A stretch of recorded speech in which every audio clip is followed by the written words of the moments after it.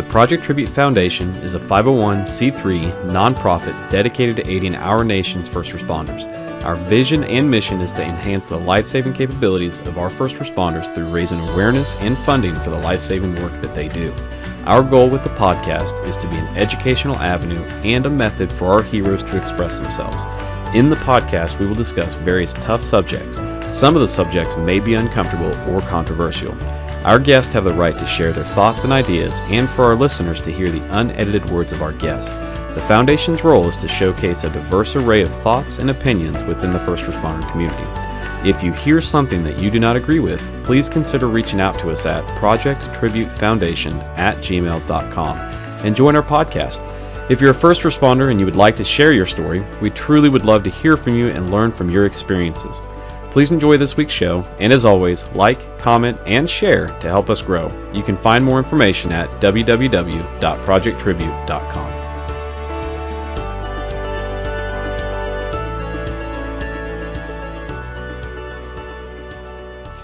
Alrighty, guys. So John Beckloff with the Project Tribute Foundation, and I have got somebody that I met a couple weeks ago, Mr. John Cassel, also aka Saint Nick. And John has written a book, getting in the camera here, John 15:13.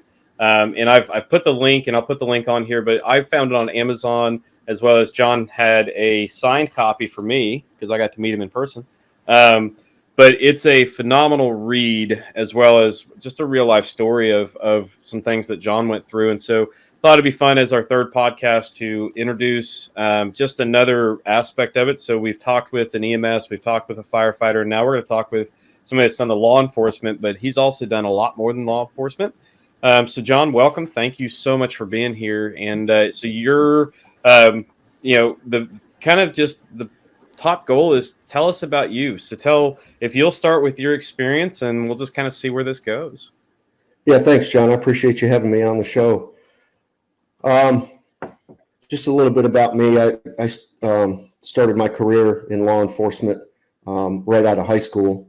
I joined the police department in Columbus, Georgia as a cadet, and I talk about that in the book. And then I stayed there for a little over 8 years, and then 9/11 happened, and I wanted to do something besides I felt a calling to do something besides just serve my local community. I wanted to serve the country, but I felt like by that point, I was in my late 20s, and I felt like I was too old to go into boot camp and join the military and all that. I actually had thought about joining the military straight out of high school, but I just didn't think that a military career would be, that I wouldn't be well suited for a military career. I always wanted to be a cop, but then after 9/11 happened, I wanted to do something federal or something, on a national level. And so there was a company called DynCorp that was hiring police officers, active police officers to go over to Kosovo and the Balkans, not just Kosovo, but also Bosnia and East Timor. All those countries at the time were emerging from civil wars.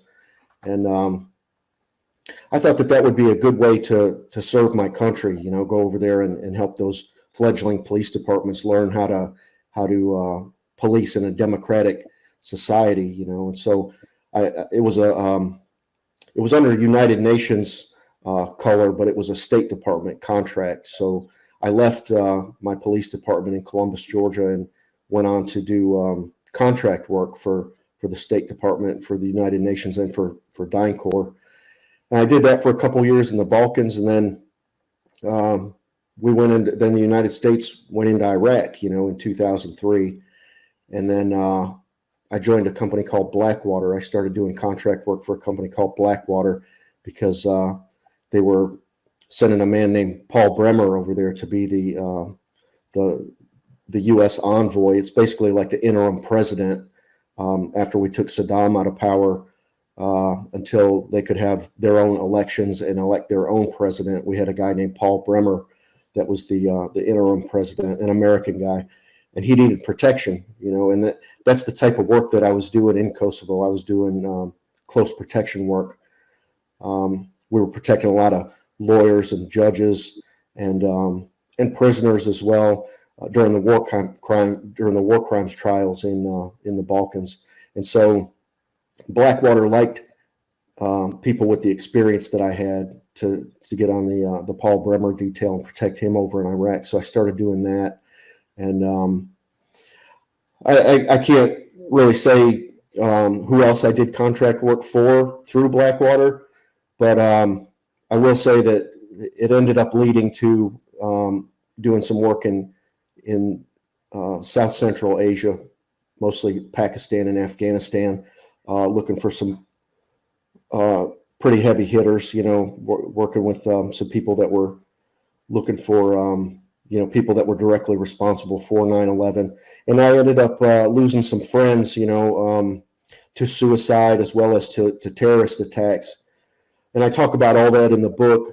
And I speak about my Christian faith and how that's what people in the military and people in law enforcement do for one another. That Bible verse, John 15:13, really hits home for me, because it says that, no greater love is shown than when a person lays down their life for their friends. And that's what my friends and I did for each other. And I'm still here to talk about it. And some of my friends didn't make it back home, or they made it back home, but they were just never the same again, So I've lost friends to terrorist attacks. There's a certain part in Zero Dark 30 where it shows some Blackwater guys getting blown up at a base in coast Afghanistan by a suicide bomber.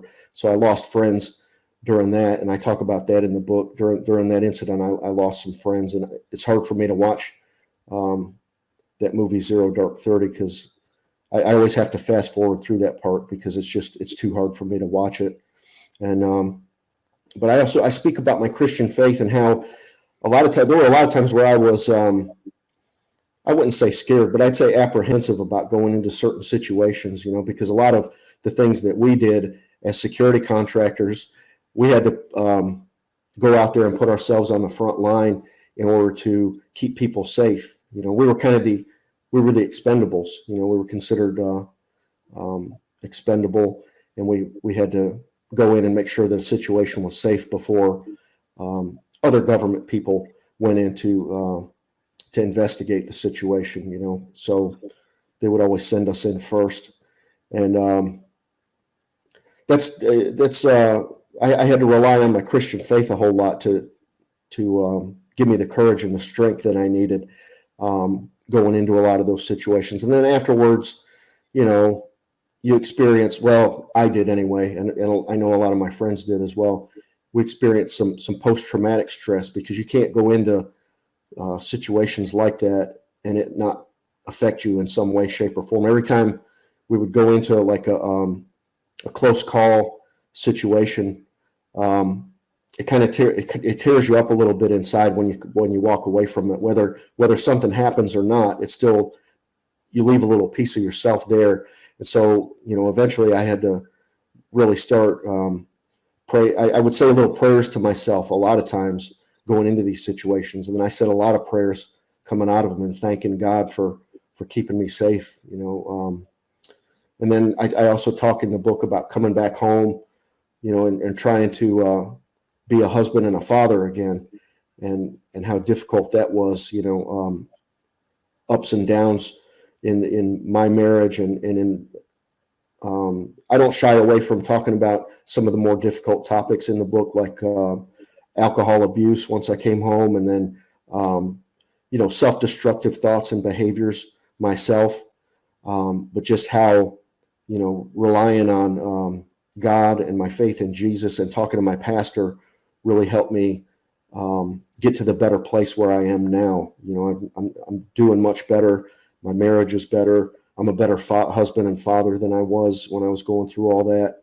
And I got to give, I wrote the book as a testament to my Christian faith and giving thanks to God and Jesus. And I also wrote it as a tribute to, the friends that I lost along the way, because I wanted them to be remembered as well. Yeah, I mean, I think that, to me, it felt, as I was reading it, it felt that it was kind of your exhale, your ability to say, by the time you're done, you close that book and say, okay, I was officer. I then did these things. I then rebuilt who I was, and now I'm this. And as I read through it and kind of started prepping for us to talk, one of the things that's important to me is to have the real deal heroes doing it, and talk about how it's not just a job, it's your entire life. When you got deployed, your whole family was part of that deployment. And then it's the having somebody that is in deployed, maybe watching this and going, okay, maybe writing a book is a way that I can relieve it. Something that I found interesting when you got to the post-traumatic stress, usually we hear PTSD, and you left that final letter out.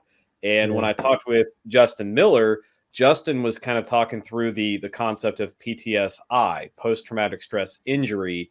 And he explains in our podcast with him that a disorder is you have it for the rest of your life, and that's it. You're done. Versus injury is you break your leg, you mend your leg, your body heals it and figures out, okay, if you have a limp or whatever, and you heal, you cope. And so then when you left it off, just that last letter altogether, I was like, man, that was intentional. So no, I appreciate. I like that. I like that. I haven't heard that before. Post-traumatic stress injury. Yeah. I like that. Usually I just call it post-traumatic stress. I leave the disorder part off because I think people try to treat it too much like a disorder, and it's got this stigma attached to it, and I believe that you can recover from it and you can heal from it. Yeah. I think that it's all about, what you did is you found, your exhale and your way to rebuild yourself through Christ and through your pastor and through your family. And so that was one avenue you dived into it. So when you said, hey, I'm going to write a book, what made you say John 15:13? That's what we're doing. What was the cause to title it that? Yeah. Writing the book was very therapeutic for me. I think anybody that reads it or anybody that listens to the audiobook can pick up on that it was very therapeutic for me. I actually didn't come up with that title until I was finished with the manuscript and getting ready to submit it for publication. The working title of the book was actually called American Security Contractor. That was what I was calling it while I was working on it. But then when I was getting close to finishing it, I wanted to put more of an emphasis on the Christian faith aspect of it. And I actually had it published through Christian Faith Publishing. And so I didn't want to call it American Security Contractor anymore. And it's not just about me, it's not just about me and just about being a security contractor for the United States government. It's about much more than that. And so I thought that with that John 15:13 being my favorite verse from the Bible and talking about how, no greater love is shown than when a person lays down their life for their friends. I thought that spoke volumes, and that's why I wanted. And I didn't want to use the number 15 and the number 13. I wanted to spell it out, with the big bold lettering on the front cover, like you saw. Mm-hmm. Well, and it's funny when we were sitting down together and I saw the book, I actually have John 15:13, the numbers, tattooed on my chest. So, I mean, I'm very familiar with that and what it means and what it means to me. And so in watching the growth of the foundation, it's been lots of these little moments of the chance of me on a spur on a Friday being asked to go to Guns of Glory on a Saturday and sitting next to you who has your book titled John 15:13. And it's like, ooh, wait, I don't know what made this happen. Yeah, this is weird. So one of the first questions I want to ask every guest is, okay, so you're out in the public and somebody finds out that you were an officer or any of the other titles that you held. They want to say thank you. And it can be incredibly intimidating, especially, I mean, you guys eventually, especially the old salts, put off this persona of just leave me be. So what are memorable times or preferred ways of people to tell you thank you for the sacrifices you and your family made for us? What are your memorable or preferred ways just to say thank you? Yeah, it's always nice to get out and meet people and talk to people, especially when they're like-minded. And I feel like, when people come up and they ask me about the book, and, of course I'm happy to share it with them, and happy to talk about my faith in God, Jesus, and give my testimony. But it's nice for people just to say, thanks for serving this country. Even though I was never active duty military myself, but I have deployed to some of the worst places in the world, and I've been there I spent more time there than most active duty soldiers. So in some regard, I consider myself kind of a veteran, even though I don't have a DD 214 to show, but it's nice when people just say, thank you for your service, but not just the words, not just saying the words. How about, I always ask people to please show their support, for veterans, and for people who have served this country, and for people who serve their local communities, their county or their city or their state. Don't just say the words if you don't really mean them. If you're not really appreciative of those people's service, I always say, vote for politicians who are going to support law enforcement and military.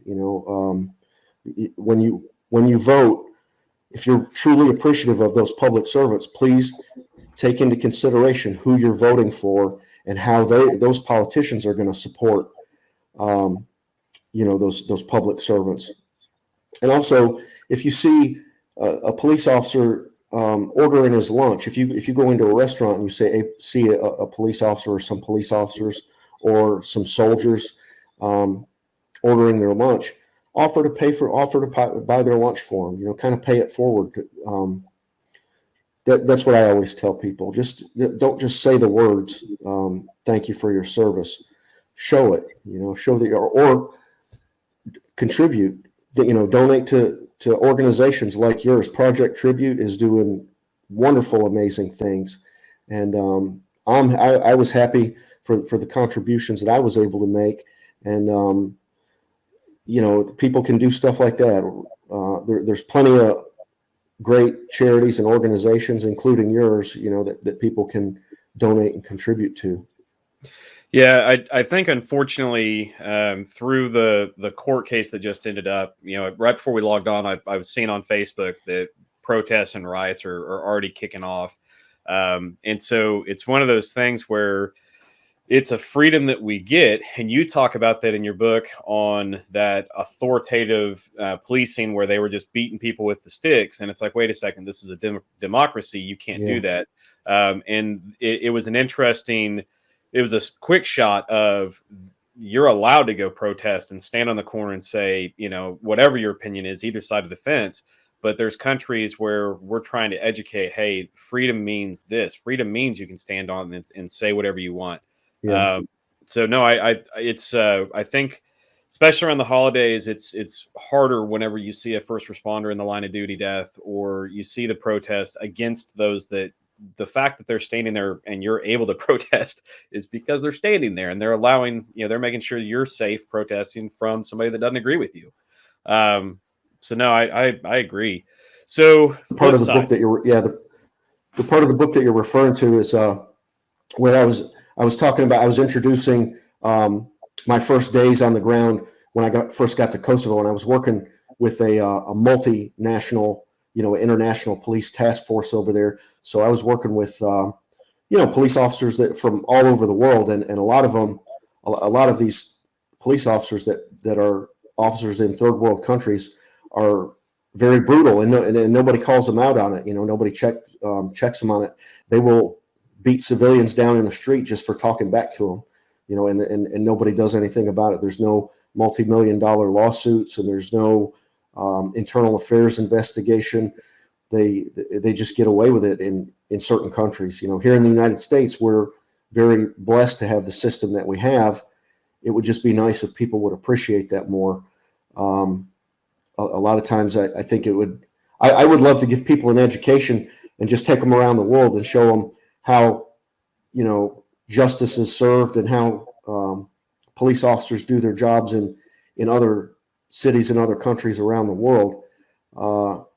We're very blessed to have the system that we have, the democratic society, the democracy that we live in, where we have the freedoms that we have, like you said, to be able to go out and protest, preferably peacefully, have peaceful protests, and not have to worry about getting beat down in the street by us, or in these like in these brutal third world countries. So yeah, I talk about that in the book as well. We had to go through some ethics and law training, which for guys like me, like myself from the United States, police officers from first world countries, that part of the training was very extremely boring. Yeah, we know what we can and can't do. We understand ethics and law, but a lot of those guys that I was working with over there, the police officers from other countries and third world countries, they really did need that kind of training to show them how law enforcement gets done in a democratic society like what we live in. So Well, and you want to think that this stuff happened in the 90s, but really we see it in Mexico right now. We see that yeah, politicians it's getting, going on right now. right. And Yeah, so the story of the hand grenade and the gentleman going to, a political opponent, or however you want to word that, and somebody was there just to kill a whole bunch of people. yeah. Um, we don't have death in politics as overtly as that. But it's just an interesting, we don't realize what you have until you start hearing from those that have been in real world. It's just fascinating. So on the flip side of the thank you is the what not to do. So inevitably, especially with your experience, you're going to run into people that find out, you've seen some real things. What are the don't do's? What are the hey man, I'm not talking with you about, or how, what if you're educating the general civilian that's standing across from me at the book signing, and they start Yeah. doing XYZ, what is it that you don't want them to do? Uh, I did have a gentleman try to have a serious conversation, serious debate with me at one of my book signings about, because I like wearing my Blackwater hat. I'm proud of the work that I did when I was working for them. And I had one gentleman come up and, I don't know what his political affiliations are, and I don't care. My book's written for everybody. Everybody can enjoy my book.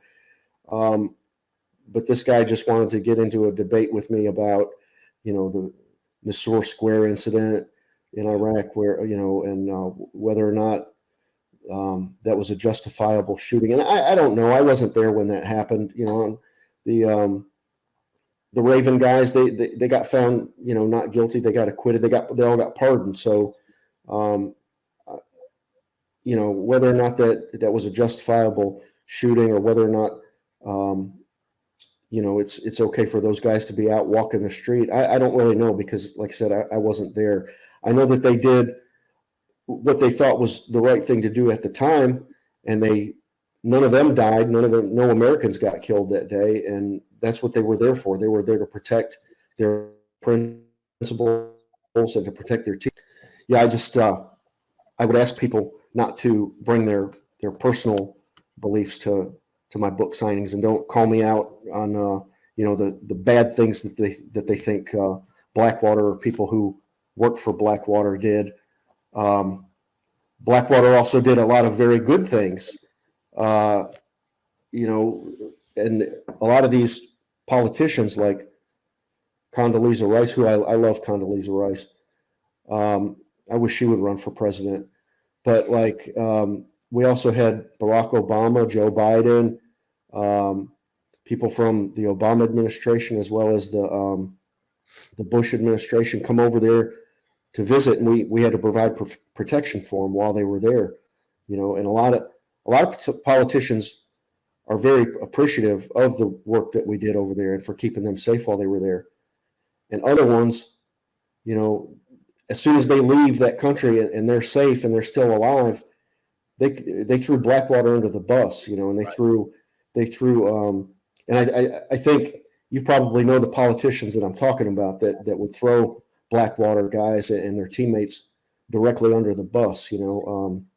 Well, and I think that Zero Dark 30, obviously they dramatize a lot of it, but, or not Zero Dark 30, the Benghazi one. But on the flip side, all of those men came home, and they weren't, they didn't get the welcome that they should have, that they deserved. Yeah, 13 Hours. That's a great book and a great movie. Zero Dark 30 is also, a great book and a great movie. I reference both of those. I work, same as, on the same teams as those dudes. But yeah, I think people don't realize how well trained we are, and how we're able to wiggle out of those dangerous, life-threatening situations, and we're able to provide protection for the people that we're supposed to be protecting because of the training that we received over here before. As long as I'm doing the right thing, God's going to look out for me. He's going to take care of me. Doesn't necessarily mean that you'll live. You may very well get killed, but at least you'll die a hero and you'll get to go to heaven. That's what I believe anyway. As long as you're doing the right thing, God's going to take care of you and take care of your family. Situation is that you have to go through at the time. Sure. So, I mean, you definitely on the police side of things, one of the stories that I really appreciated, but there was so much to it, was the gentleman that you talked through the verbal judo. And to me, that was such a great story of how if you're an active officer and you're learning the people and that you're constantly interacting with, you're able to really quickly de-escalate something because you took the time to learn somebody. And knowing you and spending time around you, that story made so much sense. And then whenever a bad officer came up and escalated the situation again, it's just like, oh. And so I was kind of curious if you wanted to dive into, how often did your words do you more good than just over your whole career, talking versus fighting? What if you were to give a rookie officer any kind of advice, how do you talk versus fight, or how do you talk somebody down versus having to go hands on? Yeah, it was crazy because when I was remembering that incident and when I was writing about it in my manuscript, it kind of brought the whole thing back, just as if I was right back there again. And then shortly after the book came out, the George Floyd incident happened. And when I started seeing George Floyd on TV, and the guy's name, in my book is George, and his name was George. And when I saw George Floyd, that incident, saw pictures of him on TV, I was thinking to myself that when that incident happened, that guy that I had to go through that verbal judo and talk him down, he looked just like George Floyd, and his name was George. So that was kind of crazy for me when that George Floyd incident happened, because I had just written about that incident in my book, and then the book got published and got released. But I would say that more times than not, even when I was in a life-threatening situation, and not necessarily life-threatening, but just say potentially violent, a situation that could be potentially violent, I would say to rookie officers, or to newer officers, don't go into a situation with that attitude like, I'm going to, show up here and kick everybody's butt and take them to jail. 9 times out of 10, that is not the attitude to have. And that's not the attitude that you want to have, because it's just going to get you in trouble. Probably in that situation, it's going to get you in trouble. And then it's going to get you in trouble with the department, with supervisors as well. I would say that when I was a young police officer, showing up on say, for example, a domestic call, a domestic violence call, where the husband and wife or the boyfriend, girlfriend had just been very, very nasty toward one another, verbally and possibly even physically, going into one of those situations like that and just listening to both sides of what they have to say, preferably separate them, because, put them in separate rooms, because that situation is potentially still heated and they're going to try to talk over one another. So it's good to have another police officer there with you so that they can take one of them into the other room. But I would say just going into a situation like that, I can't tell you how many times it would automatically de-escalate a situation if I just went in and I said, listen, I know you guys are going through difficult time right now. I'm a Christian. Is it okay if I pray over you and your family? Mm. And if I would say that, you don't know how many times like that that could have potentially been one of those calls where everybody had to go to jail, and it might have gotten worse and escalate. That situation might have escalated, and we might have had to keep going out there 3 or 4 more times during that evening, and somebody might have wound up going to the hospital or jail or the morgue, But just going in there and just telling people that you're a Christian. And I was just finding my faith as well. I was kind of a newer Christian at the time, and so just going in and saying something to that effect, I'm a Christian. And just ask them, would you mind if I pray over you and your family for some peace and some comfort to get you through this situation, And I never had anybody say no. I never had anybody tell me to get out of here with that. They would always let me do it. And then usually I didn't hear anything else from them, at least Yeah. not that evening anyway. Maybe, a couple days or a couple weeks later, they might start fighting again. But in that instance, talking them off the ledge, as I call it, is always better than going in with that attitude, like you're going to kick everybody's butt and take them all to jail, which unfortunately a lot of newer police officers go into the job with that attitude because they get that badge and that gun and that sense of authority, sense of power. And like the cop that I talk about in my book, Tommy, where I had calmed that situation down. I had de-escalated it, and then Tommy came over there to back me up, and I really wish he hadn't, because then he re-escalated the situation. So, I mean, after that happens, and this was in the 90s. Is that right? Yeah, this was like in the late 90s. Okay. Yeah. So to a newer officer, if you're part of that, I there was several instances in your book, and we see it in our lives. I mean, I'm a leader in my organization, and we deal with bad coworkers or bad employees, even down to you got uncomfortable with the handcuffs being in front. So one of the themes that I wanted to kind of touch on is, at what point do you just say, "Hey, enough. I'm going to call a spade, and you shouldn't have done that. Let's hold you accountable." Nowadays, it's easy to look back and go, "Man, I should have done X, Y, Z." But how do you encourage somebody to do the right thing and hold a bad cop accountable, or hold a bad first responder accountable?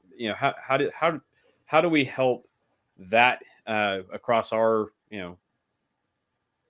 That's that's a good question. I wish I had a good answer Sure. for it.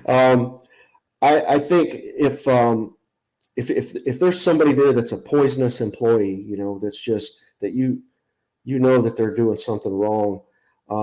It's all about integrity, and integrity to me means you do the right thing even when nobody's watching, you know. Um, and if somebody doesn't have have that good integrity, they shouldn't be doing the job, whether it's law enforcement or military or doing what you do, on your team with your organization. If somebody doesn't have good integrity, um, they might start, committing theft from donations from your organization, or if they're a cop, they might start being on the take, taking money that they shouldn't take, or mistreating people or violating people's rights. And eventually that's not just going to catch up with that individual. That's going to reflect on the entire police department, or the entire organization. And so I always say, nobody hates a bad cop more than a good cop. Well, and that's we see that a single bad leader, it devalues the entire organization's culture. I mean, the Yeah, whole thing, and it's one bad egg can really make the entire culture, or those part of the culture, go, "Is this the right culture for me?" And yeah, that's we're in the growth of the foundation, and I met with some new board members last week, just saying, "This is my expectation. We're going to speak our truth day one, or we're not going to do this." I when we have 0 employees to when we have 500 employees, I want every employee to be able to say that's wrong. yeah, And so that's, it, to me, one of the kudos to you in your book is when the gentleman was handcuffed to the front, and you called it and said, "Hey, nope, everyone," you didn't get everyone out of the car, but you said, "We need to fix this." That's an incredibly tough thing to do. And so I was excited to read in your book, you stopped the car and said, "Nope, we're fixing this," versus having to pull your gun out and defend. It's, let's just take the problem out of the situation. So I Yeah. thought that was Yeah. a great story in there. Thanks, man. Yeah, I appreciate that. Yeah. Yeah. That's, I got some good stories in there, I had to remove some of them because I do still work for the government. I had to submit my manuscript before I had it published to a publication review board, and some of it was, some of the stories in there were borderline too operational, Yep. and so there was about 30 pages that I had to remove. But still, I was able to leave in a lot of good stuff, a lot of good stories that taught me some life lessons, and hopefully can help people with whatever they may be going through in their daily lives. But yeah, that was a good example of what I'm talking about. When you see something, say something. If you see a problem, just stop everything right then and fix it. Whether it's about that, the guy being handcuffed in the front instead of the back, and him having access to somebody's weapon, or if it's about a corrupt employee, or a corrupt soldier, or a corrupt police officer. I think it's always helpful, always useful to go up to that person as an individual off to the side and say, "Hey, I see what you're doing, and it's not right. I just want to let you know that I see it, and it's wrong, and you need to check yourself." Those guys during the George Floyd incident, there were, I don't know, 2, 3, or 4 other police officers standing around. Somebody could have gotten Derek Chauvin's knee off of George Floyd's neck, or I think one guy maybe said something like, "Hey, do you think we should, do something different?" And then they didn't change anything. Derek was like, "Nope, we're staying right here like this," and then that reflects poorly on the whole police department and the whole training program.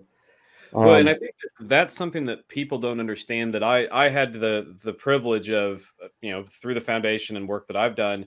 I have yet to meet a officer that didn't say that was wrong. They did that wrong. There was lots of other factors, but the officers unanimously that I've talked with have said, no, they were wrong in how they did it. And all the people around them watching were wrong as well. And so it's exciting to hear you say it as well, because you're old school, still going, nope, that's not okay. Yeah, I don't really see how anybody could justify having a person laying on their stomach with their hands cuffed behind their back. Not maybe he was fighting earlier, but he wasn't resisting or wasn't fighting then, and keeping Derek Chauvin with all of his gear and equipment and everything. I'm sure he weighed over 200 pounds, and that pressure point, a knee on somebody's neck. I don't know how anybody could look at that and say, yeah, he did that right. I think that's wrong, no matter how you look at it. Well, I mean, it's the big difference on the military and police officers that I've learned is that you all in the policing world is all about de-escalating the threat, versus in the military, it's, we're neutralizing, or we're achieving the objective. But he was handcuffed, he was on the ground, he could not do harm to himself or others. It Get didn't off of his neck. Yeah, it didn't make any sense. It didn't roll make him onto sense. his side. Yeah. I mean, you've been in all sorts of countries doing policing and other, and I'm sure that so for you to say the same thing, it's I don't know, it's interesting. It's interesting to get that point of view from additional folks. There's definitely work to be done on some of the accountability. Did you ever have, when you were overseas, were body cameras a thing that you guys utilized? No, body cameras vehicle cameras have been around for a long time, but body cameras are kind of a newer thing. And it's kind of ridiculous and silly to me that the same exact people who are always calling for defund the police, the first thing that happens that they ask for when an incident, like an officer involved shooting or some other kind of accusation of police misconduct happens, the first thing those same people who were just calling for defund the police say is, let's see the body camera footage. What do they think that body cameras just grow on trees? Those things cost, that's an expensive piece of equipment, and to equip every officer with a body cam.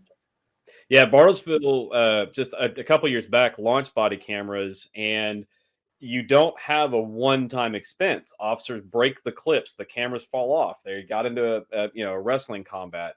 So plus you have to constantly keep the video storage archived for court cases and all that. I mean, it is not a one-time expense. It is once you implement them, you have years of expense to continue keeping them going. So yeah, that's to me the interest. And if you want to say, we want accountability and defund the police, you can't have both. Yeah, no, that doesn't make any sense. That's a non-starter. You if you want police to be more accountable and better trained, you have to give them more money. You have to pay them better. You have to increase their operational budgets. And the same people who call for defund the police are the same folks who, are saying that we can police our own communities. But then when something like the Kyle Rittenhouse incident happened, where he did go out and police his own community, and then he wound up having to shoot some dudes because they were attacking him. It was self-defense. And then, the same people who were calling for defund the police, we can police our own communities, are crying because Kyle Rittenhouse had to defend himself, So yeah, it just, there's so many layers to all of it that we as a society have lacked the ability to hold each other accountable. And then that oversight, I mean, a lot of this was stair step. I mean, a whole bunch of people did a whole bunch of wrong things. And we're going to talk through, the 17-year-old. And I'm not sure he should have been there, but none of them should have. We should have been able to have, a better way of going about things. And it became a completely saying you said he probably shouldn't have been there. I agree with that 100%. Yeah, I mean, like I get if this was happening right outside my house, yeah, I'm all for it. But the fact that things had devolved so much that we have rioting and looting, I mean, to me it's a shame that society got to that point at all, that was even a possibility. I It's a tough one. It's tough to see, and what worries me is how many more officers tonight or over the next week are going to get hurt because of something that ultimately, was caused at the George Floyd moment. And so, I mean, years later, we're still seeing the downside of those. So it's interesting. I blame a lot of it on the media. They like us fighting with each other. They like us turning against one another. They like for civilians to turn on police. They like for black people to turn on white people because it actually makes for it's sensationalism. The mainstream news media and the liberal news media, they make money off of that, trying to get us to hate one another. I just say, don't let them brainwash you. They have a lot of people brainwashed right now into actually believing that Kyle Rittenhouse is a white supremacist and that incident had something to do with white versus black. He shot three white guys, that were trying to attack him. I don't see how you turn that into a white supremacist or racist incident, but the news media has people convinced of that now. Well, and I think that what's interesting to me is that what I watch is because my Facebook's very limited. I don't, I have like 200 Facebook friends, and that's on purpose. But if you see a news article of the same moment, depending on where you live, it's completely written different. I mean, there were several the photos of him not guilty, and the range of photos that they used of him in the jumpsuit, him firing at the AR to him in a suit. And all of them are framing the story as whatever that populace that target market is versus, to me, the worst thing to me on all of it was people were deciding the verdict before it happened. I mean, a jury of peers, they voted and they said he's not guilty based on the law, whether right or wrong. I mean, whatever, but the law was this, and it went through our justice system. I do think that we have, especially from, racism in policing does exist. I mean, you saw that with, you were de-escalating the situation and another officer showed up and, punched the guy. And so, to me, I look back on that and go, I wonder if there's a way that we could go back to George and say, okay, you were assaulted. Let's, commute your sentence. I don't know, somehow hold accountability for those, not just minorities, but those that were wronged. It's not possible, but I do think it's needed. I mean, how you get there. Absolutely. One of the other things that you talk through is the politics, and I don't think people understand that, ultimately first responders report to city governments. And so you do have to kind of take in light politics and the political environment. And so you talk through the political, some leaders in your kind of final organization being politically appointed versus being in the know. I thought that was really interesting because we see that across, I mean, in any industry, you see that, but it's becoming more and more common that what you say versus what you do matters more. And so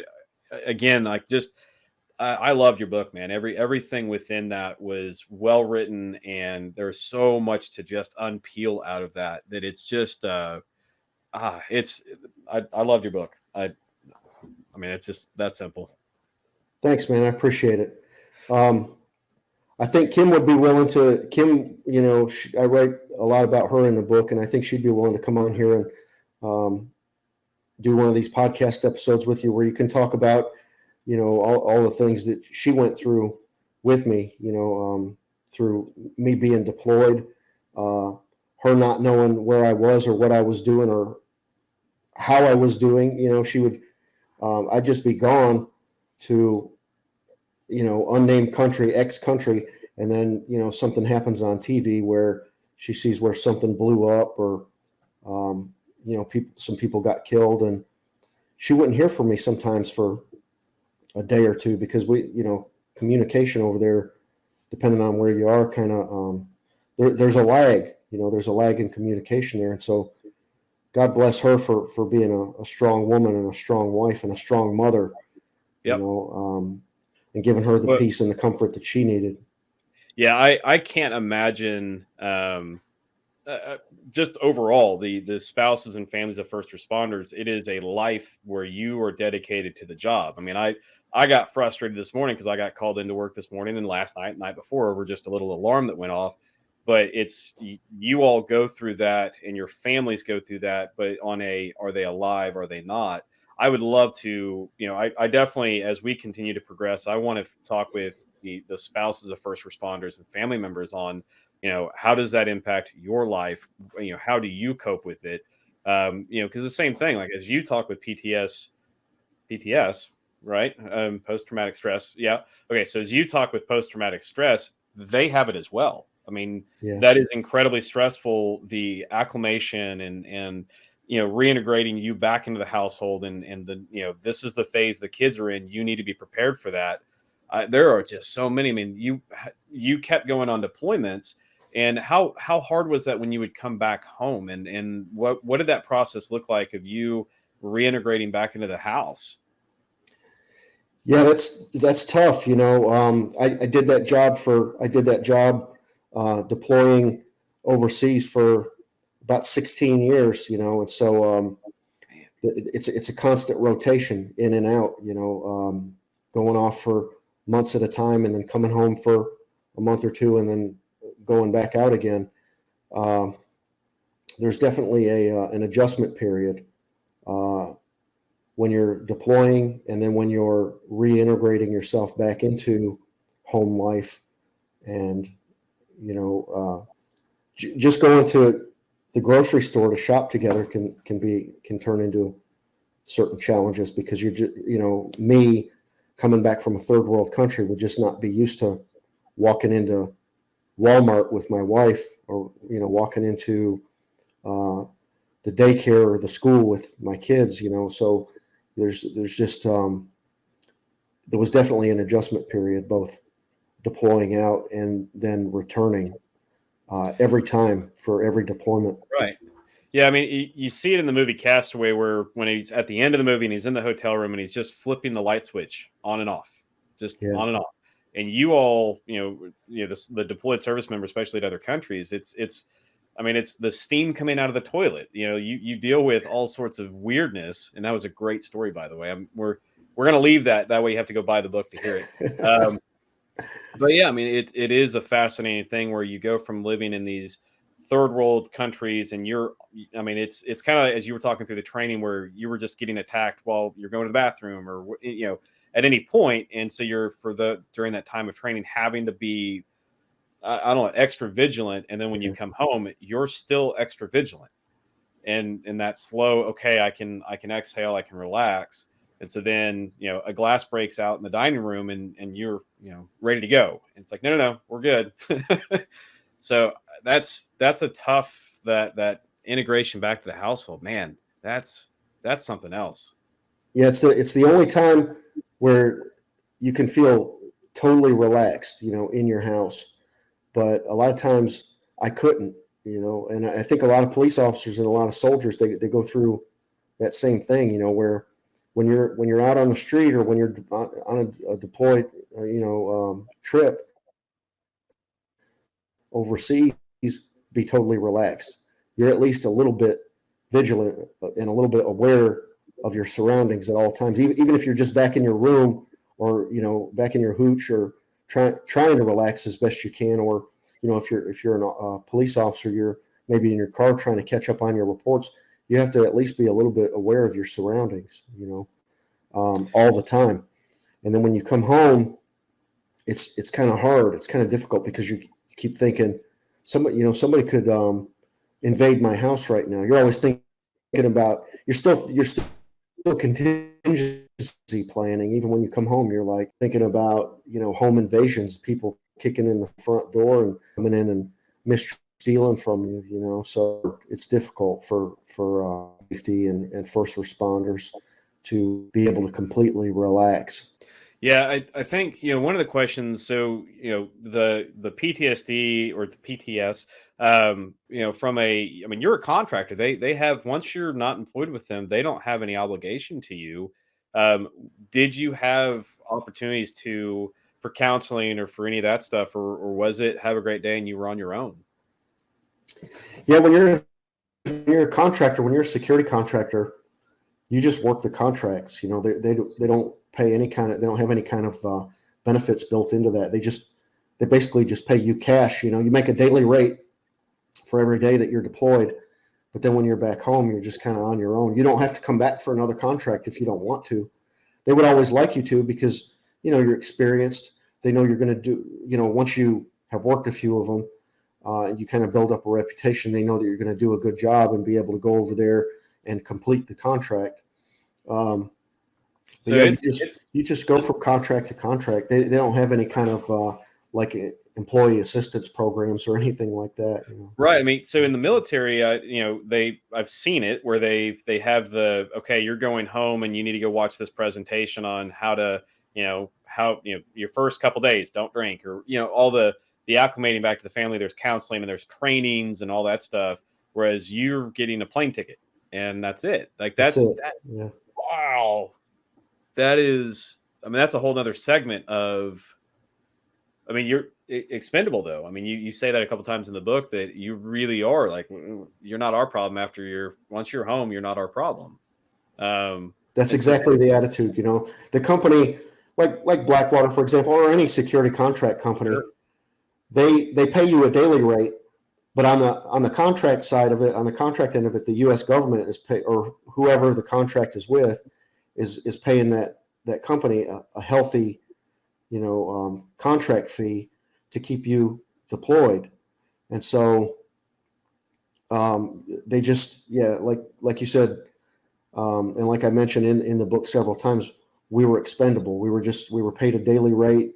There's no retirement, no benefits, no medical, no dental, if you want all that stuff, you have to pay for it yourself. You have to pay for it out of Right. your own pocket. You have to Wow. build your own benefits package. And if you feel like you need help in the way of, some type of mental or emotional health counseling or alcohol counseling, or those kind of things that would be built into like a regular employee assistance program, family assistance and whatnot, you have to do all that on your own. You're an independent contractor. Yeah, you work for a company, but you're considered an independent contractor.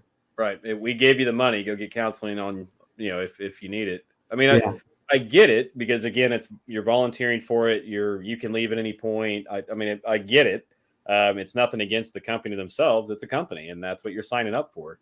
But that's a gap for sure, that if somebody does that, they need to be prepared and have resources available to them if they're struggling. And that's why, because one of the things you speak about, your brothers and sisters that you serve with a lot, and that's why is that's your network, that is your therapy, and yeah. because you're not going to the boss, you're going to the guy to the left or right of you. Wow. Also, I got to get like the whole how you got your name from a Navy SEAL. That's pretty cool. Like that's up there in the badassery list. Check. Yeah, that's a pretty good story. Yeah, old salty Vietnam era Navy Master Chief from the SEAL teams. Yeah, gave me that call sign Saint Nick.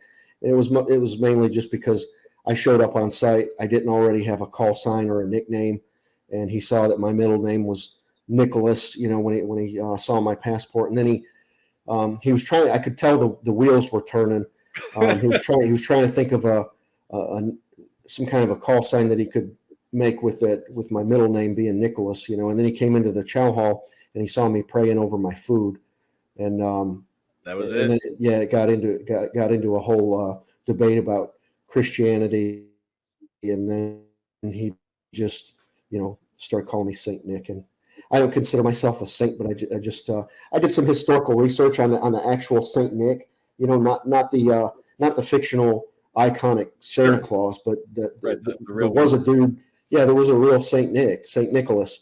And I just, after I did that historical research on him, I decided to keep that nickname and that call sign. And I've had it for a long time.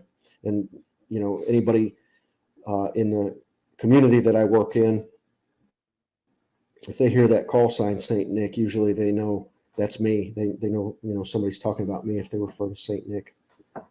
So I've got kind of two last questions for you. The first one may be a little in depth, but what, how much did you tell your family of what you did, or did they not know about some of it till the book? I mean, you're deployed and you come back, did you tell them what, I mean, how does that play out?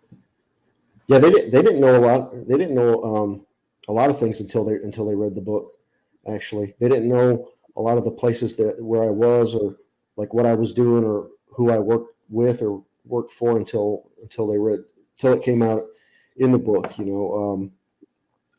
Most of the time while I was doing that kind of work, for the almost 16 years that I did it, a lot of times I just figured it was best not for them not to know. Sure. So then you And a lot of the things, yeah, and a lot of the things as they were happening, I couldn't talk about them because right. much of it was classified. Right.